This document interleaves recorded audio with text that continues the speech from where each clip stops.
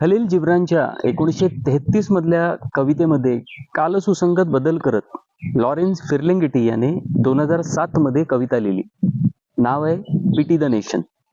त्यानेच ही कविता वाचल्याचा व्हिडिओ युट्यूबवर बघायला सुद्धा मिळू शकतो. आता मला काही चांगलं भाषांतर करता येत नाही, पण कविता ही सर्वांपर्यंत पोहोचवण्याची इच्छा आहे, म्हणून हा video. Pity the nation. Pity the nation whose people are sheep and whose shepherds mislead them. Pity the nation whose leaders are liars, whose sages are silenced and whose bigots haunt the airwaves.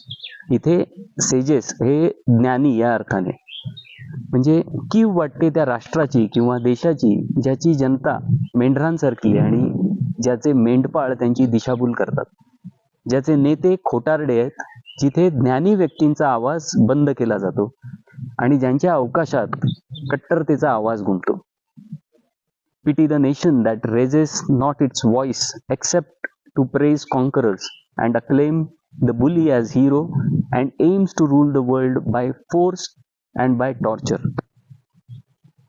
म्हणजे कीव वाटते त्या देशाची जिथे आवाजच उठवला जात नाही, जे फक्त जेत्यांच्या स्तुतीसाठीच तोंड उघडतात आणि बुली म्हणजे दादागिरी करणाऱ्याला नेता किंवा नायक समजतात. बळाने किंवा छळाने जगावर राज्य करावं हे ध्येय असतं.